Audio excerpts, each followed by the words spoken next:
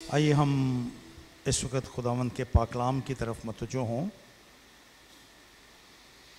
اور آج ایک مرتبہ پھر ہم وہی متن دیکھیں گے جو پچھلے 2 اتوار سے ہم پڑھ رہے ہیں، یعنی مکاشفہ کی کتاب اس کا 2 باب اور اس کی پہلی 7 آیات۔ اور یہ متن ہمارے لیے آج مارخ گل تلاوت کریں گے۔ سو آئیے خداوند کے پاک کلام کو سنیں۔ مکاشفہ کی کتاب اس کا 2 باب اور اس کی پہلی 7 آیات۔ پاک کلام میں کچھ یوں لکھا ہے: افسوس کی کلیسیا کے فرشتہ کو یہ لکھ کہ جو اپنے داہنے ہاتھ میں ستارے لیے ہوئے ہے اور سونے کے 7 چراغ دانوں میں پھرتا ہے، وہ یہ فرماتا ہے کہ میں تیرے کام، تیری مشقت اور تیرا صبر تو جانتا ہوں، اور یہ بھی کہ تو بدوں کو دیکھ نہیں سکتا، اور جو اپنے آپ کو رسول کہتے ہیں اور ہیں نہیں، تو نے ان کو آزما کر جھوٹا پایا، اور تو صبر کرتا اور میرے نام کی خاطر مصیبت اٹھاتے اٹھاتے تھکا نہیں۔ مگر مجھ کو تجھ سے یہ شکایت ہے کہ تو نے اپنی پہلی سی محبت چھوڑ دی۔ پس خیال کر کہ تو کہاں سے گرا ہے، اور توبہ کر کے پہلے کی طرح کام کر، اور اگر تو توبہ نہ کرے گا تو میں تیرے پاس آ کر تیرے چراغ دان کو اس کی جگہ سے ہٹا دوں گا۔ البتہ تجھ میں یہ بات ہے کہ تو نکیلیوں کے کاموں سے نفرت رکھتا ہے، جن سے میں بھی نفرت رکھتا ہوں۔ جس کے کان ہو وہ سنے کہ روح کلیسیاؤں سے کیا فرماتا ہے۔ جو غالب آئے میں اسے اس زندگی کے درخت میں سے جو خدا کے فردوس میں ہے پھل کھانے کو دوں گا۔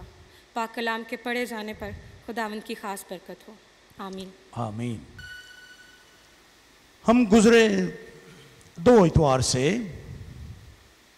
افسس کی کلیسیا پر خداوند کے پاک کلام کو سن رہے ہیں، اور آج یہ 3 اتوار ہے۔ میں نے پچھلے 2 اتوار بڑا بھرپور پیغام آپ کے سامنے رکھا افسس کی کلیسیا کے بارے میں۔ ہم نے افسس کے بارے میں جانا کہ افسس اس وقت یہ کلیسیا قائم ہوئی جب یہاں پر مقدس پالوس رسول پہنچے، لیکن یہ شہر اس سے پہلے بہت پہلے آباد تھا۔ یہ قدیم ترین شہر ہے، اور یہ شہر اپنی بندرگاہوں اور اپنی شاہراہوں کی وجہ سے بہت مقبول تھا۔ دنیا میں جتنی بھی بڑی بڑی شاہراہیں تھیں اس زمانے میں جو افریقہ اور ایشیا کو یورپ سے ملاتی تھیں، وہ افسس سے گزرتی تھیں۔ سو یہاں پر زندگی بڑی ہنگامہ خیز رہتی تھی۔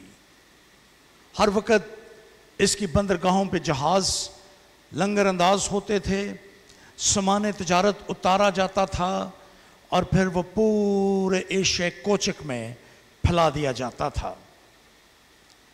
اس کے ساتھ ہی افریقہ اور ایشیا سے جتنے تجارتی کاروان آتے وہ بھی اسی شہر میں پہنچتے تھے، اور پھر یہاں سے بحری جہازوں میں سامان تجارت لاد کر یورپ کے دیگر ملکوں میں پہنچایا جاتا تھا۔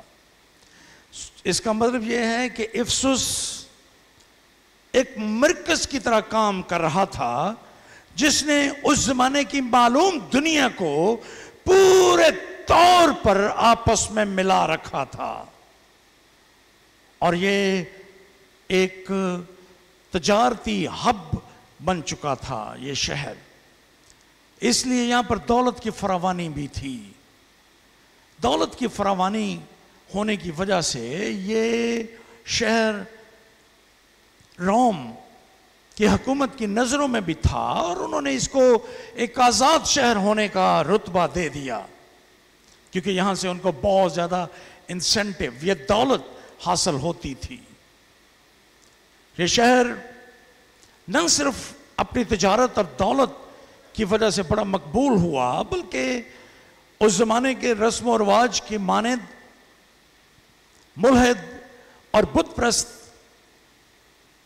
फिरके भी यहां पर कसरत से पनपने लगे। और यहां पर एक बहुत बड़ा मंदिर तामीर किया गया था। ये बहुत कदीम में तामीर किया गया था। इसको लिदिया के बादशाह ने तामीर किया था और यह मंदिर पूरी दुनिया में मकबूल था। ये अर्थमस देवी, जिसको डायना भी कहते हैं, उसका यह मंदिर था। मैंने ये अर्ज किया था कि इस मंदिर को इब्तदाई बैंक की शक्ल हासिल थी। लोग इसमें अपना मालो दौलत रखते थे, लेकिन कोई इसको चुराता ना था। हालांकि यह मंदिर बदकमाश लोगों की पनाहगाह भी था, क्योंकि इस मंदिर के हाथे में जो कोई आ जाता था, चाहे वो जितना बड़ा मुजरम क्यों ना हो, उसको पनाह हासिल हो जाती थी। यह मंदिर बड़ा मकबूल हुआ और फिर इस मंदिर को एक शख्स ने आग लगा दी। उसके बाद यह मंदिर फारसी दौर से निकलकर जब यूनानी दौर में पहुंचा, तो यूनानियों ने इसको दोबारा से इसकी शान और शौकत को बहाल किया और इस मंदिर को एक आलीशान इमारत हासिल हो गई। इस शहर के तावीज़ गंडे बड़े मकबूल थे और पूरी दुनिया से लोग यहाँ पर तावीज़ हासिल करने के लिए आते थे, जिनको द लेटर्स ऑफ एफिशिएंस, इफ्सियों के या इफ्सुस के खतूत कहा जाता था। एक किताब में इसका तर्जुमा जेकब सैमुअल शिनवा साहब ने मकातिबे इफ्सुस भी किया है, इफ्सुस के मकातिब। लेकिन ये बुनियादी तौर पर तवीज़ थे जो लोग इस मुल्क से हासिल करना, इस शहर से हासिल करना चाहते थे। अपनी लाइलाज बीमारियों के लिए, अपने मसाइल के हल के लिए वो यहाँ पर आते और यहाँ से ये तावीज़ हासिल करते थे। ये शहर मकबूलियत की बुलंदियों पर पहुंचा हुआ था जब एक दिन मुकद्दस पालूस रसूल अपने चंद साथियों अक्विला, परसिकला और अपलूस के हमरा इस शहर में दाखिल हुआ। उन्होंने यहां पर खुदावंद के पाकलाम की मुनादी करना शुरू की। पालूस की निगाह ने यह पहचान लिया कि यह शहर बड़ा अहम हो सकता है खुदावंद की मुनादी के लिए। सो वो 2 बरस तक, और मैंने अर्ज किया था कि यह सबसे लंबा अरसा है जो पालूस ने किसी शहर में गुजारा। पालूस अपने दूसरे मिशनरी सफर के दौरान जब यूरोप पहुंचा तो वो इस शहर में भी गया और 2 बरस तक वो इस शहर में मुनादी करता रहा। इस शहर में बहुत से इबादत खाने थे यहूदियों के, वो वहां पर खुदावंद के कलाम की मुनादी करता रहा। मसीह खुदावंद की सलीबी मौत और उसके मुर्दों में से जी उठने का पैगाम ये इन इबादत खानों में सुनाता रहा और लोग यीशु को कबूल करते रहे। और इन 2 बरसों में एक बहुत बड़ी कलीसिया इफसुस में कायम हो गई। लेकिन पालूस के वहां क्याम की वजह से इस शहर में एक खास तिजारत खत्म होती जा रही थी, माधूम हो रही थी। इस शहर में अर्थमस देवी के बुत बनाकर बेचे जाते थे। इस शहर में तावीज बेचे जाते थे। लेकिन इन तावीज गंडों और बुत बनाने वालों का कारोबार मांद पड़ रहा था, लिहाजा ये खिलाफ हो गए। पालूस के साथियों को गिरफ्तार कर लिया गया और उन पर इल्जाम आयद किया गया, उनको मारा पीटा गया और बिलाखिर पालूस इस शहर को छोड़ देता है। लेकिन वो छोड़ना नहीं चाहता, उसको जबरदस्ती यहां से निकाल दिया जाता है। اور وہ ملتس کے جزیرے میں پہنچ جاتا ہے۔ پالوس نے 2 سالوں میں یہاں پر ایک شاندار کلیسیا قائم کی، اور اپنے بعد اس نے تیموتھیوس کو اس شہر کا پاسبان مقرر کیا، جس کے بعد یوحنا رسول یہاں پر پہنچے، مقدسہ مریم یہاں پر پہنچی، اور یوحنا اس کلیسیا کا خادم بنا۔ یہی یوحنا بعد میں جلا وطن ہوا اور پتموس کے جزیرے سے اس نے یہ خط لکھا۔ جب وہ یہ خط لکھ رہا تھا، اس وقت یہ کلیسیا بڑی شاندار کلیسیا تھی۔ خداوند یسوع مسیح نے اس کو خط لکھوایا اور ان کی تعریف کی۔ میں تیرے جانتا ہوں، اور میں نے عرض کیا تھا کہ ان لفظوں کے لیے یہاں پر میں نے ان 3 لفظوں کو آپ کے سامنے بیان کیا تھا، لیکن بنیادی طور پر ان کا یہی مفہوم ہے کہ یہ کلیسیا خون پسینہ بہا رہی تھی، یسوع کی خاطر یسوع کا کام کر رہے تھے، دن رات خدا کی خدمت میں مشغول تھے، اور یہ بھی کہ تو بدوں کو دیکھ نہیں سکتا۔ اور جو جھوٹی تعلیم دینے والے وہاں پر آئے، جو اپنے آپ کو رسول کہتے ہیں اور ہیں نہیں، تو نے ان کو آزما کر جھوٹا پایا۔ اس کلیسیا کی سب سے بڑی خوبی یہ تھی کہ ابتدائی کلیسیا میں جو لوگ یہاں پر پہنچے اور یہ دعویٰ کرنے لگے کہ وہ خدا کی تعلیم دے رہے ہیں، وہ رسول ہیں، ان کو انہوں نے آزما کر جھوٹا پایا اور ان کو رد کر دیا۔ یہ بہت ضروری کام ہے، اور میں نے یہاں پر یہ اپیل کی تھی کہ آج کلیسیاؤں کو اس کی اشد ضرورت ہے۔ جب ہر طرف ہمیں استادوں کی ایک لمبی قطار نظر آتی ہے، ہر شخص پاسبان کا عہدہ چاہتا ہے، ہر شخص بشپ اور اسی طرح اعلیٰ عہدوں پر فائز ہونا چاہتا ہے،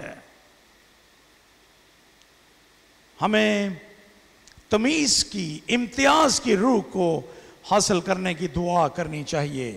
اس کلیسیا نے ان کو جو اپنے آپ کو رسول کہتے تھے اور ہیں نہیں، وہ خود ساختہ نام نہاد رسول بن چکے تھے، ان کو اس نے آزما کر جھوٹا پایا اور چھوڑ دیا، ان کی مخالفت کی، انہوں نے ان کے ساتھ سمجھوتا نہیں کیا۔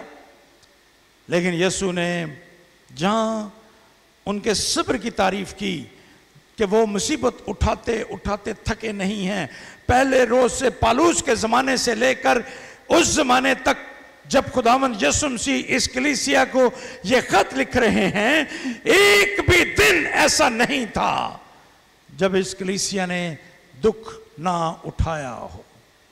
دکھ اٹھانے والی کلیسیا ہے یہ، لیکن یہ تھکے نہیں ہیں۔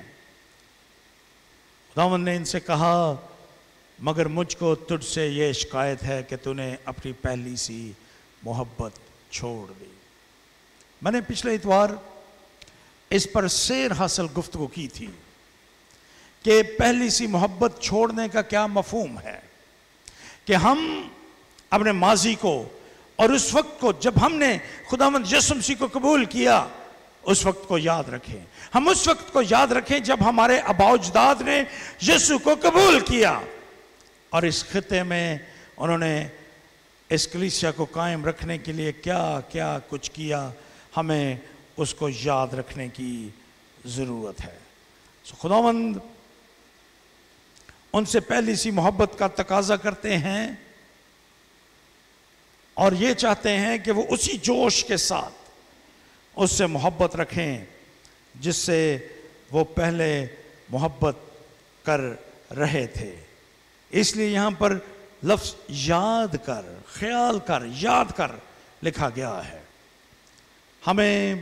میں نے اپیل کی تھی کہ ہمیں اپنے ماضی کو، اپنے آباء و اجداد کو یاد رکھنا ہے کہ کس طرح سے جنون کے ساتھ انہوں نے محبت کی یسوع کے ساتھ، اور اس محبت کی بنا پر، اس جنون کے بنا پر انہوں نے اس کلیسیا کو یہاں پر قائم رکھا۔ اور ہمیں بھی اس کلیسیا کو قائم رکھنے کی ضرورت ہے اور اسی جوش اور جذبے کی ضرورت ہے۔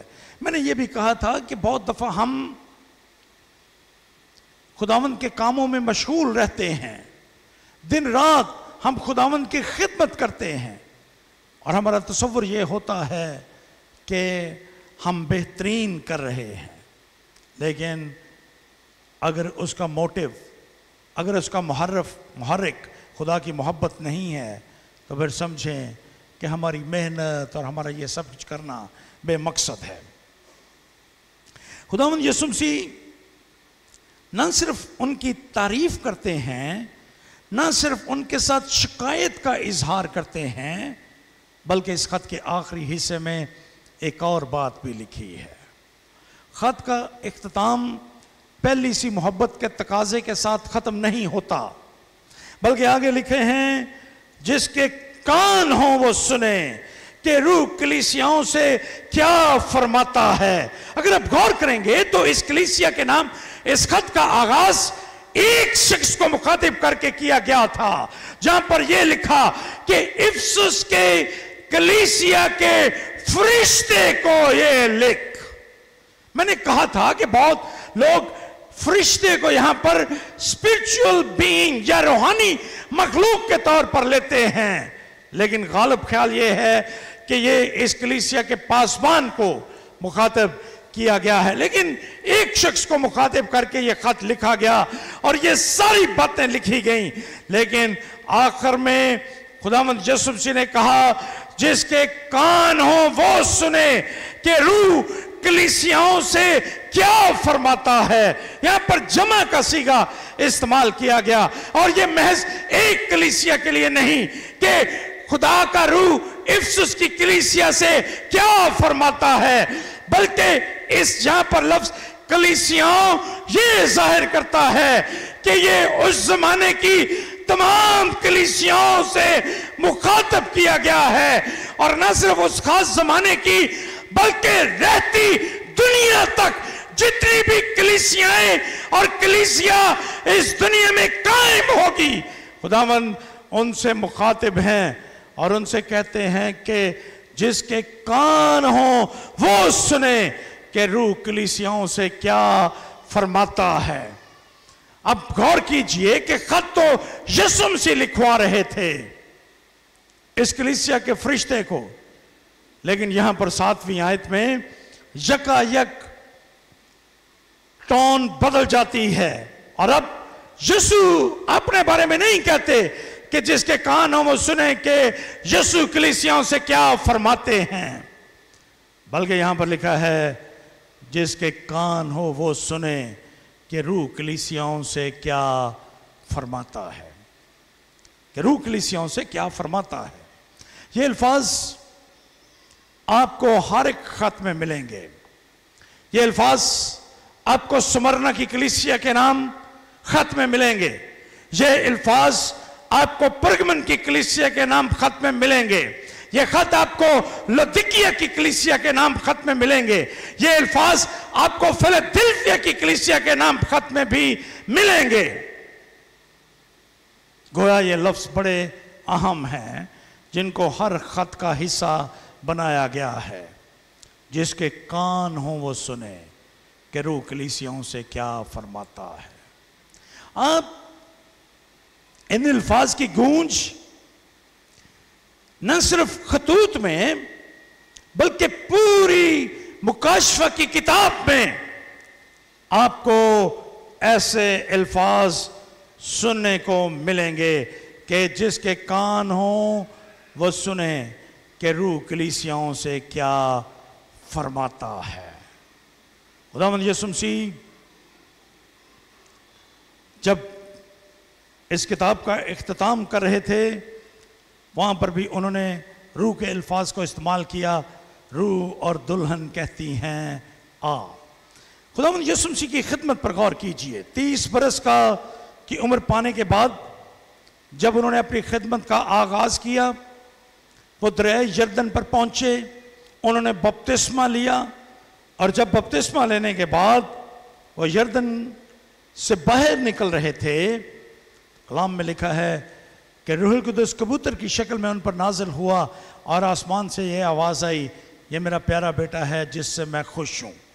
خدائے پاک روح جب یسوع بپتسمہ لے کر دریائے یردن سے باہر نکل رہے تھے اس وقت ان پر نازل ہوا۔ ہم جانتے ہیں کہ یہ وہ دور تھا جب خداوند یسوع مسیح بشریت کا جامہ پہن کر اس دنیا میں موجود تھے، جب وہ مجسم ہو کر انسان بن کر اس دنیا میں موجود تھے، اور جب انہوں نے اپنی اس بشریت کو پورا کرنے کے لیے یوحنا سے بپتسمہ لیا اور وہ باہر نکلے تو روح القدس ان پر نازل ہوا، اور اس کے بعد ابلیس نے ان کو آزمایا، اور اس آزمائش کے بعد خداوند یسوع مسیح نے اپنی خدمت کا آغاز کر دیا۔ اور پھر اس سارے دورانیے میں خدائے پاک روح ان کے ساتھ ساتھ رہا۔ خدائے پاک روح اور خداوند یسوع مسیح اور خدا باپ یہ تینوں ایک ہیں۔ اور یہاں پر جب یسوع نے کہا جس کے کان ہوں کہ وہ سنیں کہ روح کلیسیوں سے کیا فرماتا ہے، یسوع یہ کہنا چاہتے ہیں کہ مسیح یسوع، خدا بیٹا اور خدا پاک روح وہ ایک ہیں، اور ان کی خدمت مشترک ہے، ایک جیسی ہے۔ یہاں پر انہوں نے کہا کہ جس کے کان ہوں وہ سنے کہ روح کلیسیوں سے کیا فرماتا ہے۔ یہ روح آج نہ صرف افسس کو اس دنیا سے گزرے ہوئے ہزاروں سال گزر چکے ہیں، روح آج آپ سے ہم کلام ہے۔ وہ آج سینٹ پال پریسبیٹیرین چرچ سے کلام کر رہا ہے، اور وہ آج دنیا کی تمام کلیسیاؤں سے یعنی عالمگیر کلیسیا سے مخاطب ہے۔ اور کیا کہتا ہے وہ لفظ اسی آیت کا دوسرا حصہ ہے، جو غالب آئے میں اسے اس زندگی کے درخت میں سے جو خدا کے فردوس میں ہے پھل کھانے کو دوں گا۔ یہ وعدہ ہے خدا کا۔ اس کلیسیا کے ساتھ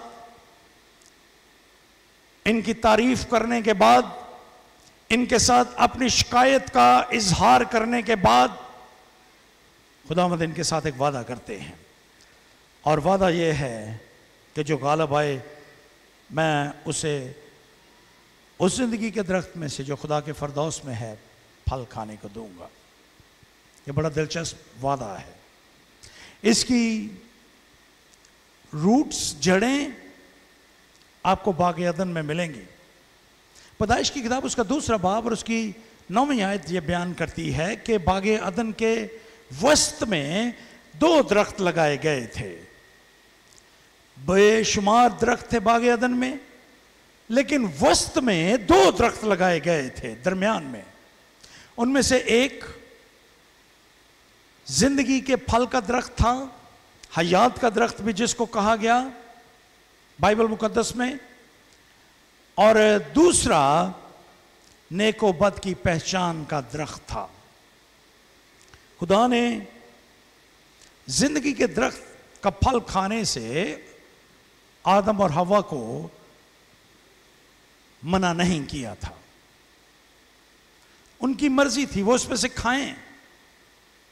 اسی لیے کچھ علماء اس درخت کے بارے میں یہ بیان کرتے ہیں کہ اس درخت کا جو پھل تھا وہ انسان کے حیاتیاتی عمل کو قائم رکھنے کے لیے تھا۔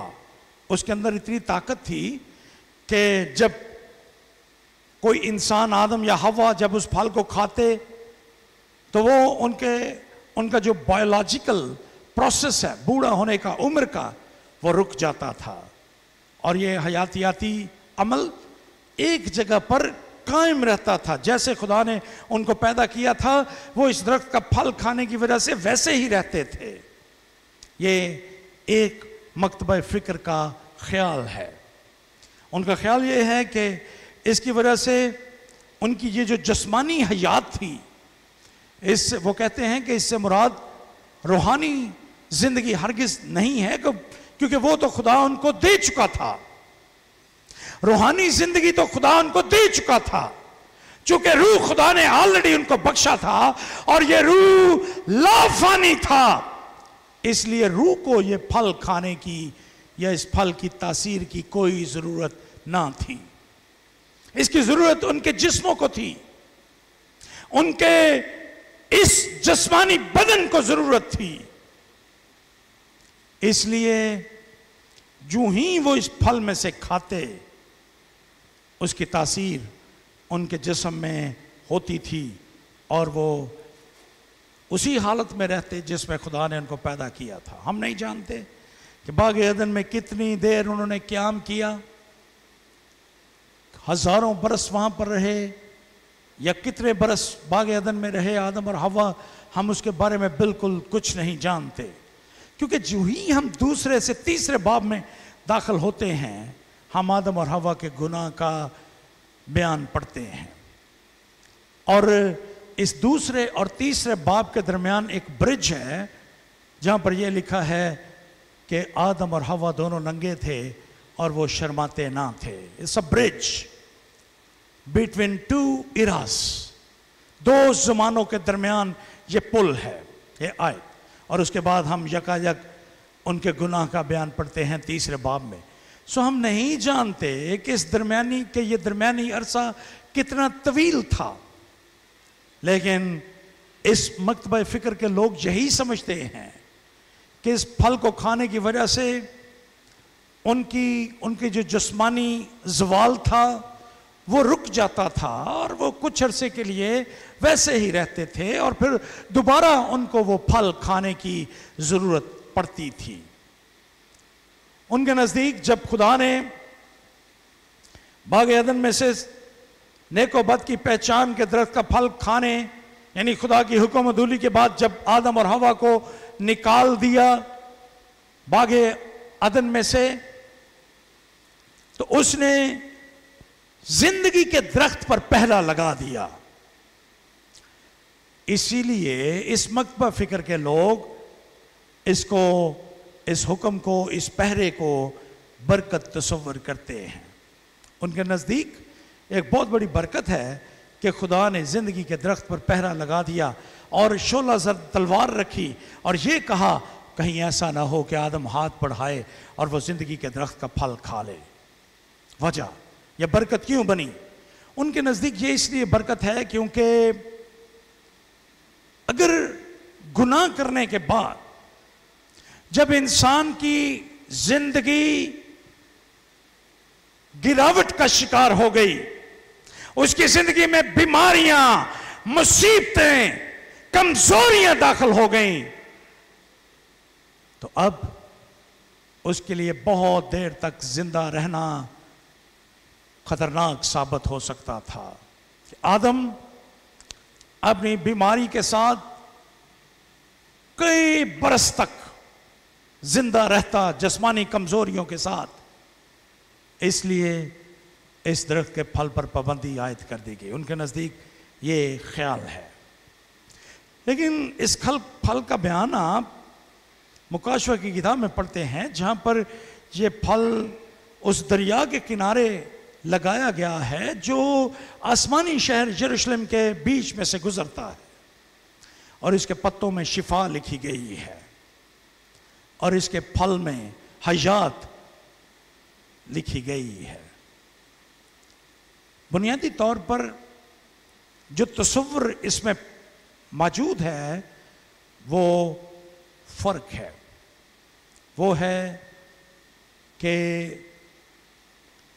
وہ پھل جس کو ہمارے جد امجد آدم اور حوا نے ان پر بندش عائد کر دی گئی تھی، وہ بندش خداوند یسوع مسیح دوبارہ کھول دیں گے۔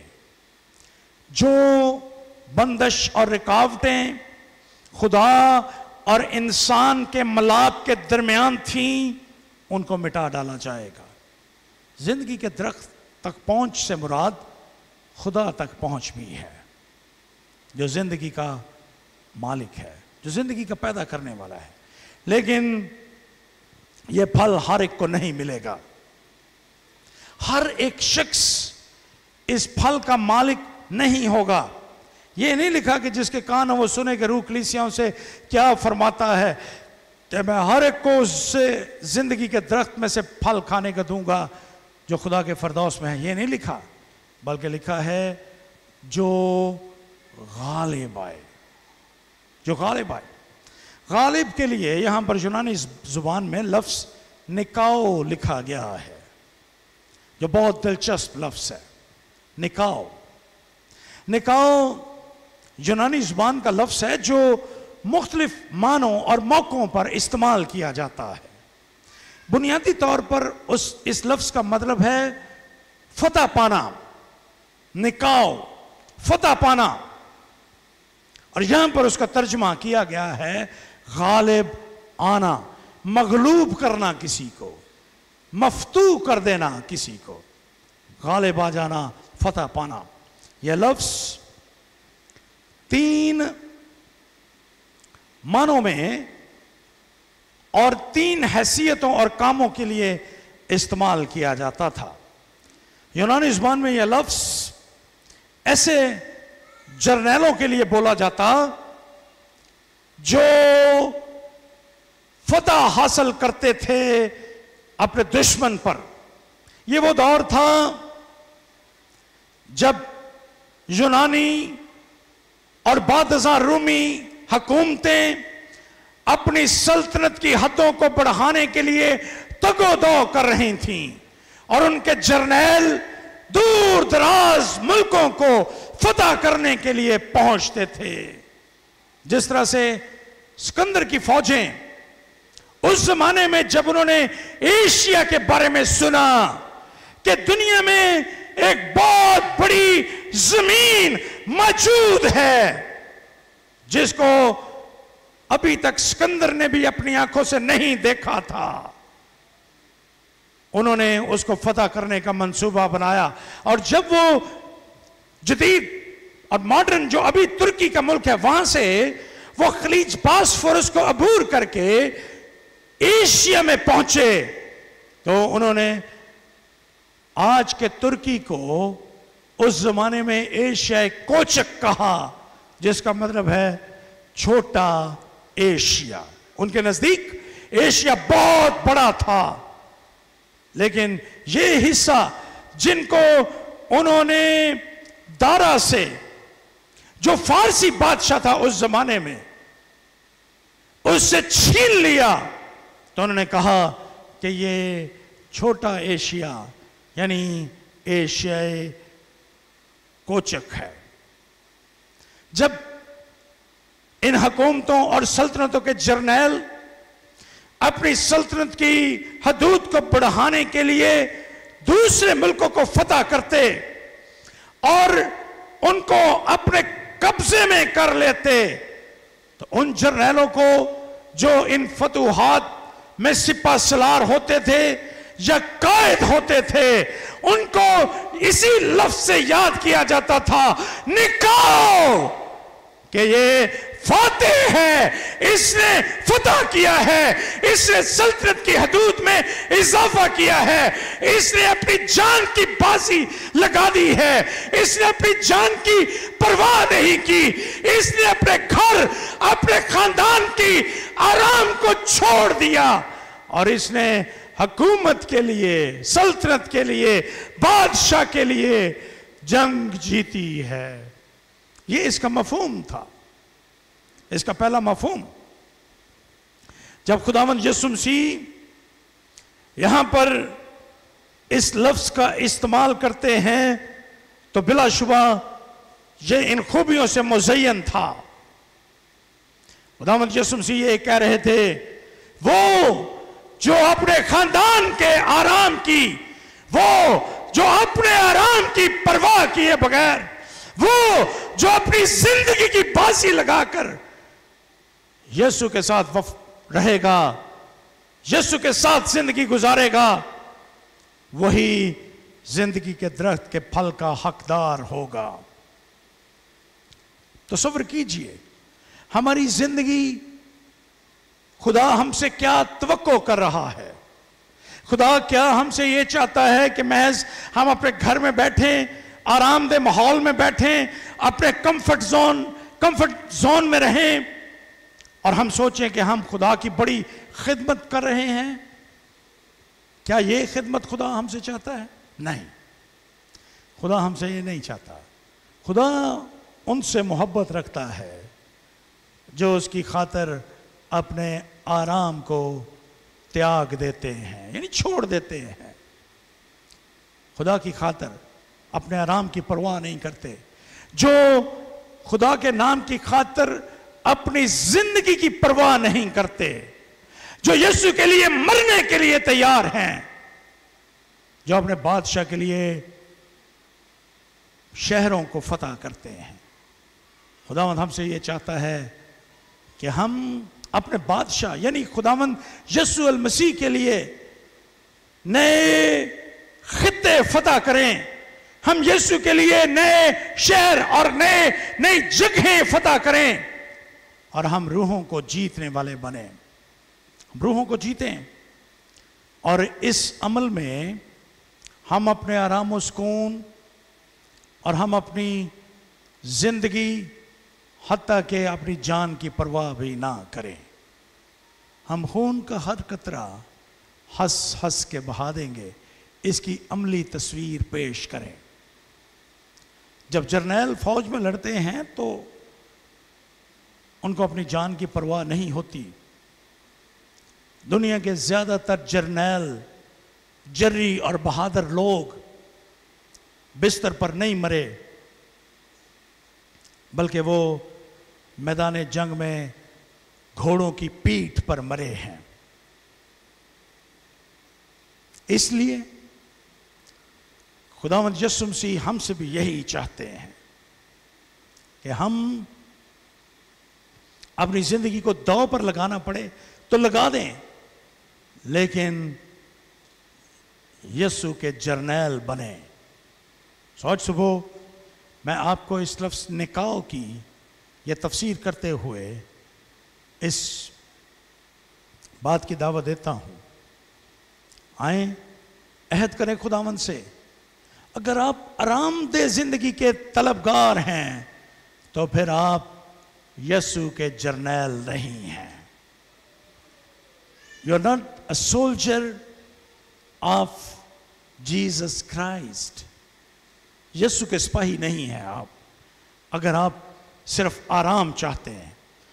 آرام ہماری زندگی کا حق ہے، ہمیں آرام کرنا چاہیے، لیکن یسوع کی خاطر یہ جنگ کبھی نہ روکیں، کبھی نہ روکیں۔ مجھے میرے بڑے قریبی دوست، کبھی کبھار خاندان کے لوگ مجھے منع کرتے ہیں یا اپنے تحفظات کا اظہار کرتے ہیں کہ جب بھی میں سندھ جاتا ہوں واپس آتا ہوں بیمار ہو جاتا ہوں، اور یہ ہر دفعہ ہوتا ہے، ہر دفعہ۔ تو کچھ کا خیال یہ ہے کہ مجھے وہاں پر اتنا زیادہ سفر نہیں کرنا چاہیے، نہیں جانا چاہیے وہاں پہ، لیکن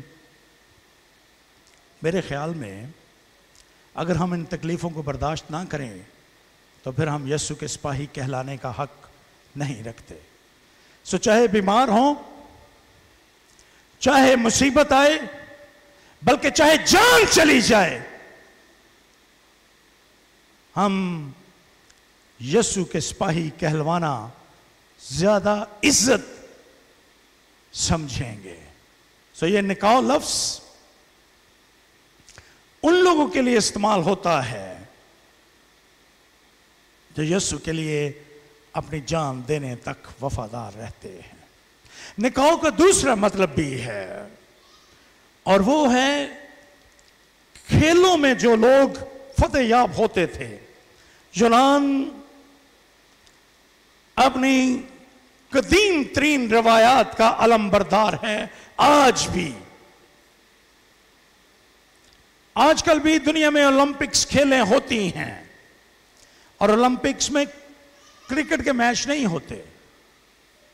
اولمپکس जिस्मानी वर्जिश के खेल हैं और इन खेलों का आगाज यूनान में हुआ था कदीम तरीन तारीख के किसी हिस्से में और ये आज तक कायम है। ये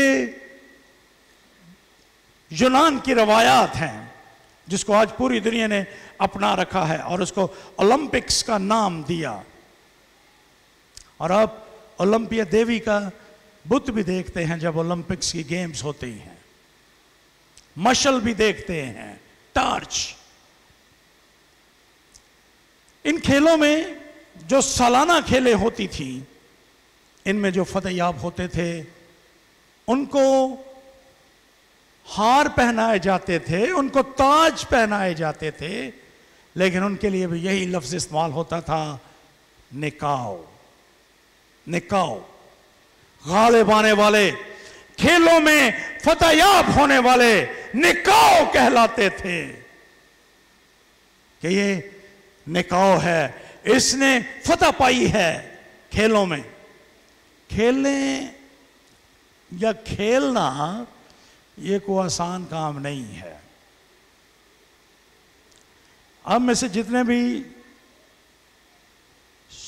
स्पोर्ट्समैन हैं जो खेलते हैं मुख्तलिफ जिस्मानी खेलें, जैसे कोई फुटबॉल खेलता है, कोई जिम्नास्टिक करता है, व्हाटएवर, जो भी आप, अगर आप स्पोर्ट्समैन हैं तो आप जानते हैं कि खेलना, बाज़-औक़ात हम लफ्ज़ खेलना, टू प्ले, हम जब ये लफ्ज़ बोलते हैं तो हम इसको तफरीह के मानों में लेते हैं कि फलां दौड़ रहा है 100 मीटर की, 200 मीटर की, नेज़ा फेंकने की, या फुटबॉल खेल रहा है या कोई और खेल खेल रहा है, तो हम इसको तफरीह के मानों में लेते हैं खेल लफ्ज़ को। लेकिन कभी आप उन खिलाड़ियों से पूछ के देखें कि यह तफरीह उनको कितनी महंगी पड़ती है। सारा दिन वर्जिशगाहों में गुजर जाता है, सख्त मेहनत मुशक्कत, खून पसीना एक करते हैं ये लोग, तब कहीं जाकर कोई निकाह पैदा होता है जब वो सख्त मेहनत करते हैं। खेलने मेहनत का काम है, वर्जिश सख्त जिस्मानी कसरत का नाम है खेलना। और खुदावंद ने कहा जो गालिब आए, यानी वो शख्स जो अपने जिस्म को आराम तलब नहीं बनाता, वो शख्स जो मुकाबला जीतने से पहले उसकी तैयारी करता है, जो सख्त मेहनत कसरत और वर्जिश करता है। और ये वर्जिश महज खुदा के कलाम की खिदमत की जब हम बात करते हैं तो this is not just physical exercise, ये रूहानी वर्जिश भी है। खेलों में जीतने के लिए आपको सख्त मेहनत करना पड़ती है। खेल खेलना महज तफरीह नहीं है। हारून फुटबॉल खेलता है हफ्ते में 2 दिन, लेकिन हफ्ते में 7 दिन जिम जाता है। एक दिन खेलने के लिए आपको, अगर आप ओलंपिक्स में हिस्सा ले रहा है कोई शख्स, तो उसको पूरा साल 365 दिन मेहनत करना पड़ती है रूहानी तौर पर। अगर आप खुदा के लिए काम करना चाहते हैं तो आपको रूहानी वर्जिश, रूहानी एक्सरसाइज, दुआ करना, गीत गाना, खुदावंद की प्रस्तिश करना, ये सब कुछ आपको सीखना होगा। और ये 1 घंटे 2 घंटे का काम नहीं है, इससे कंटिन्यू एक्सरसाइज जो आपको करने की जरूरत है। और जब आप ऐसा करेंगे फिर आप खेलों में जीतेंगे, और जब आप जीतेंगे तो ही आप निकाओ या गालिब आने वाले कहला सकेंगे। आइए अहद करें आज कि हम रूहानी ورزش ایکسرسائز کریں گے, دعا کریں گے آپ. ان دنوں میں جب میں اپنی کتاب پہ کام کر رہا ہوں, میں دن میں 3 مرتبہ اپنی آنکھوں میں ڈراپس ڈلواتا ہوں, 4 ڈراپس, اور ہر ایک ڈراپس کے بعد 10 منٹ کا وقفہ ہوتا ہے. اور نرگس کی یہ خواہش ہے کہ میں اس دورانیے میں اپنی آنکھوں کو بند رکھوں, اور میرے لیے وہ وقت بڑا زبردست ہے. میں نے اس کو ایک نئی شکل دی ہے. جب وہ پہلا ڈراپس ڈالتی ہے, 10 منٹ کا وقفہ ہوتا ہے, میں ان 10 منٹوں میں جب آنکھیں بند ہوتی ہیں اپنے خداوند کے ساتھ لو لگاتا ہوں. 10 منٹ کے بعد پھر ڈراپس, پھر 10 منٹ کا وقفہ, پھر دعا شروع. یہ ایکسرسائز ہے, اور میں نے اور آپ نے اس کو سیکھنا ہے. اپنی روزمرہ زندگی کے کام کاج میں آپ نے اس کی مشق کرنی ہے کہ آپ اپنی زندگی کے کون سے وقت کو خدا کے لیے گزار سکتے ہیں. آئیے ایسا کرنے کا وعدہ کریں خدا کے ساتھ. آج صبح جو بھی وقت ہے آپ کے پاس, آپ اس کو خداوند کے لیے گزارنے کا عہد کریں. تیسرا, اس لفظ نکاؤ کا مفہوم فیتھفلنس ہے, وفادار رہنا. جو وفادار ہوتے ہیں ان کو نکاؤ کا لفظ ان کے لیے استعمال ہوتا تھا. قدیم زمانے میں بادشاہ ان لوگوں کو جن کے بارے میں ان کا تصور ہوتا تھا کہ وہ بڑے وفادار ہیں, ان کا بہت خیال رکھا جاتا تھا. اب نہمیہ کی کتاب کو پڑھیے. نہمیہ کی کتاب میں نہمیہ بادشاہ کا ساقی تھا. ساقی کا کام صرف میں پیش کرنا نہیں تھا اس زمانے میں. ساقی کا مطلب تھا کہ جتنے بھی کھانے بادشاہ کو پیش کیے جائیں ساقی ان کو چکھتا تھا, اور اگر وہ ان کی کوالٹی اور ان کی صحت کی تصدیق کرتا پھر وہ بادشاہ کو پیش کیے جاتے تھے. کیونکہ قدیم زمانے میں محلاتی سازشوں میں زہر دے کر مارنا یہ ایک عام طریقہ تھا. اس لیے بادشاہ اپنی خوراک کا بڑا خیال رکھتے تھے, اور جس شخص کو وہ مقرر کرتے تھے خوراک کی نگرانی کے لیے وہ بادشاہ کا انتہائی وفادار شخص ہوتا تھا. نہمیہ بادشاہ کا بہت وفادار تھا. ایک دن جب بادشاہ نے نہمیہ کا چہرہ اترا اور اداس دیکھا تو بادشاہ کو یہ خطرہ لاحق ہو گیا کہ نہمیہ پریشان ہے, اور یہ ممکن ہے کہ اس پریشانی میں وہ اپنی ذمہ داری کو پورے طور پر نہ کر سکے. اس لیے اس نے پوچھا, نہمیہ تجھے کیا مسئلہ ہے؟ اور نہمیہ نے جب اپنا مسئلہ اس کو بتایا تو اس نے فوری طور پر اس کا حل کرنے کی کوشش کی, کیونکہ بادشاہ یہ جانتا تھا کہ یہ نہمیہ اس کا وفادار ہے اور اس کا خیال رکھا جانا چاہیے.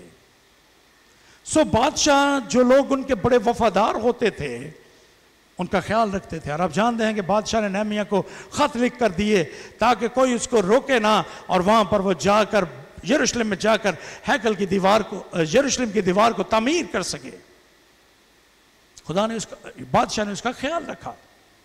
وفاداری, بادشاہوں کے جو وفادار ہوتے تھے ان کو اپنے ساتھ رکھتے تھے. آپ کو تاریخ میں بہت سے کردار ایسے ملیں گے جو قدیم بادشاہوں کے وفادار لوگ ہوتے تھے. وہ ہمیشہ بادشاہ کی قربت میں رہتے تھے, یہ ان کا حق تھا. وفاداروں کو ہمیشہ بادشاہ اپنی قربت میں رکھتا. وہ جانتا تھا کہ یہ اپنی جان پہ چلے جائیں, کھیل جائیں گے, لیکن یہ بادشاہ کو نقصان نہیں ہونے دیں گے. یہ وفاداری ہے. جو بادشاہ کے وفادار ہیں بادشاہ ان کو اپنے ساتھ رکھتا ہے. قدیم زمانے میں ان وفادار لوگوں کو جو حکومت اور بادشاہ کے وفادار تھے ان کو نکاؤ کہا جاتا تھا.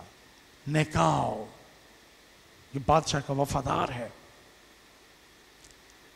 खुदावंद मुझसे और आपसे भी ऐसे ही तवक्को करता है कि हम खुदावंद अपने खुदा के साथ इस हद तक वफादार रहें, हमेशा उसकी कुर्बत में रहें। और जब हम उसकी कुर्बत में रखेंगे, वो हमारे चेहरे की उदासी देख नहीं सकेगा, वो हमें खुश देखेगा, रखना चाहेगा। और फिर आसमान पर नए शहर यरूशलेम में भी वो हमें अपनी कुर्बत में रखेगा। हम बादशाह के यानी यीशु के साथ बैठेंगे, उसके कुर्ब में होंगे, उसके पहलू में होंगे। ये वफादारी का इनाम होगा। यीशु आपसे वफादारी का तकाजा करता है आज सुबह। आइए हम उसके साथ वफादार हों।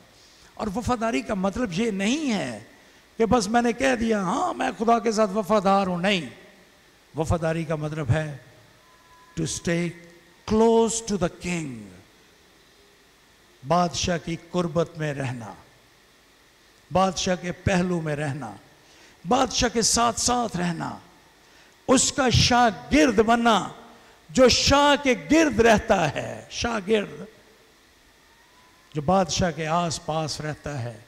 आपकी ज़िंदगी का कोई भी लम्हा हो, आप सफ़र कर रहे हैं, आप खाना खा रहे हैं, आप किसी और काम में मशगूल हैं, आप अपनी जॉब पे हैं, आप कहीं भी हैं, लेकिन रूहानी तौर पर क्या आप खुदा के कुर्ब में हैं?